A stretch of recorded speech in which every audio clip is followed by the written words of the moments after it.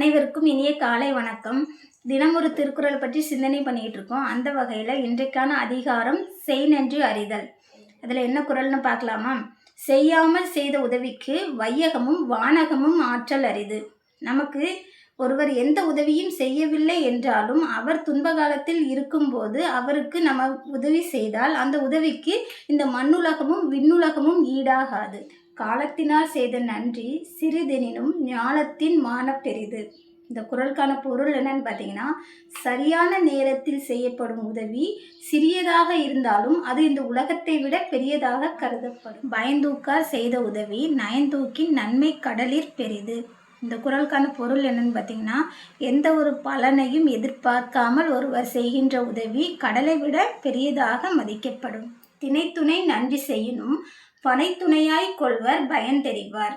இந்த குறளுக்கான பொருள் என்னன்னு பார்த்தீங்கன்னா, திணை தானியம் எவ்வளவு சிறியதாக இருக்கிறது, அந்த அளவு சிறிய உதவியை செய்தாலும் கூட அந்த உதவியின் பயனை தெரிந்தவர் பனை மரம் எவ்வளவு உயரமாக இருக்கிறது அந்த அளவுக்கு உயரமாக நினைத்து போற்றுவார்கள். உதவி வரைத்தென்று உதவி செய்யப்பட்டார் சால்வின் வரைத்து.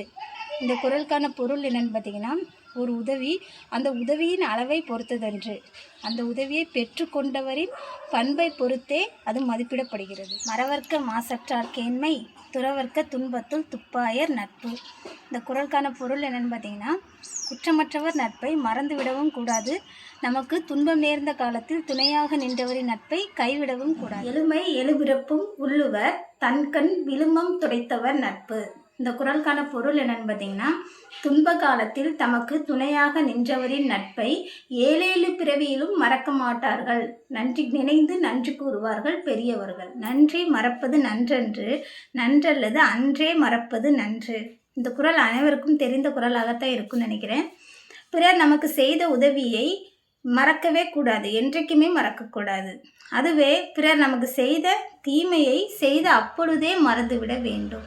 கொன்றென்ன இன்னா செய்யினும் அவர் செய்த ஒன்று நன்று உள்ள கெடும். இந்த குறளுக்கான பொருள் என்னன்னு பார்க்கலாமா?